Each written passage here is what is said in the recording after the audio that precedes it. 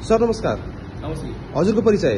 म रक्तदाता अशोक सिलवाल, नेपाल नियमित रक्तदाता संघ रूपन्देही जिल्लाको अध्यक्ष।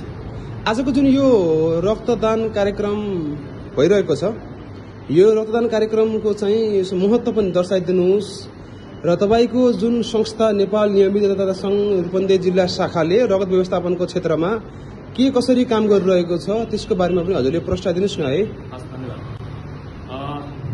यो अहिले महत्त्वपूर्ण विषय के छ भने यो चाडपर्वको अवसरमा सबैभन्दा धेरै रगत आवश्यक पर्ने र यो चाडपर्वको बेलामा चाहिँ के छ भने विभिन्न क्षेत्रमा चाहिँ रक्तदान कार्यक्रमहरू चाहिँ न्यून हुने गर्छ।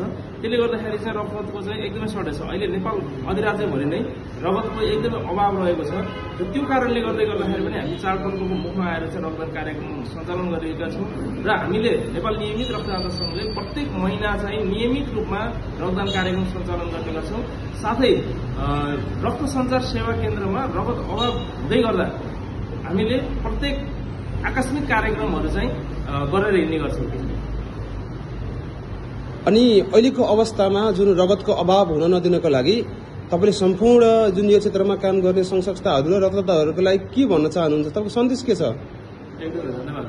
हामी के चाहन्छौँ भने कुनै पनि संस्थाले आफूले प्रत्येक 3-3 महिनामा यहाँहरूले चाहिँ रक्तदानको क्षेत्रमा यहाँहरूले चाहिँ कार्यक्रम आयोजना गरिदिनु भयो भने एउटा कस्तो सन्देश जान्छ भने सन्देश भन्दा पनि एउटा हाम्रो सिस्टमेटिक हिसाबले पनि जाँदै गर्दाखेरि प्रत्येक व्यक्तिले चाहिँ नेपालमा चाहिँ जुन जनसङ्ख्या छ 3 करोड जनसङ्ख्याले 2% जनसङ्ख्याले मात्र रक्तदान गर्यो भने चाहिँ यो देशमा चाहिँ रगतको अभाव चाहिँ हुँदैन भन्ने चाहिँ एउटा जुन तथ्याङ्क छ त्यसलाई आधार मानेर हामी भएका युवाहरूले चाहिँ प्रत्येक 3-3 महिनामा नियमित रूपमा 18 वर्षदेखि 65 वर्षसम्मको उमेरसम्म हामीले रक्तदान गर्न सक्छौँ।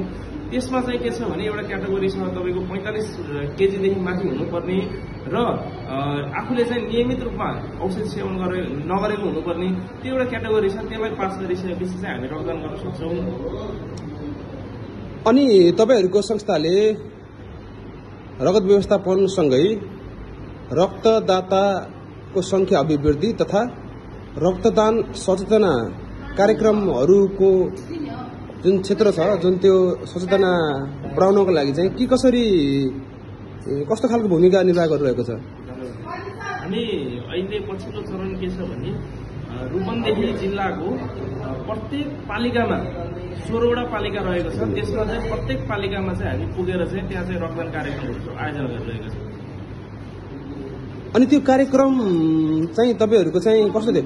सुरुवाती चरणदेखि अन्तिम चरणसम्म जुन त्यो कार्यक्रमहरू पालिका स्तरीय कार्यक्रम गरिरहँदाखेरि अनि समष्टिगत रूपमा चाहिँ त्यो अभियान त्यो कार्यक्रमको बारेमा चाहिँ दर्शाइदिनुहोस् न। त्यो एउटा कस्तो कार्यक्रम थियो भने नेपालमै पहिलोचोटि जुन स्वास्थ्य शिविर सहित रक्तदान कार्यक्रम सचेतना अभियान चाहिँ हामी पालिका स्तरीय लिएर हिँडेका थियौँ।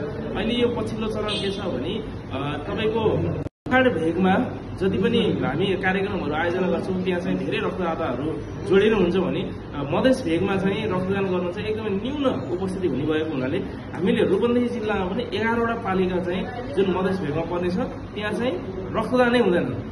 त्यो स्थानमा गएर चाहिँ हामीले एउटा सचेतना पुर्याउने सँगसँगै त्यो पालिकामा रहनुभएका आमाबुवा दाजुभाइहरूलाई सम्पूर्णलाई चाहिँ एउटा स्वास्थ्य शिविर पनि लिएर गएर उहाँहरूलाई स्वास्थ्य परीक्षण पनि गर्ने गरेका छौँ।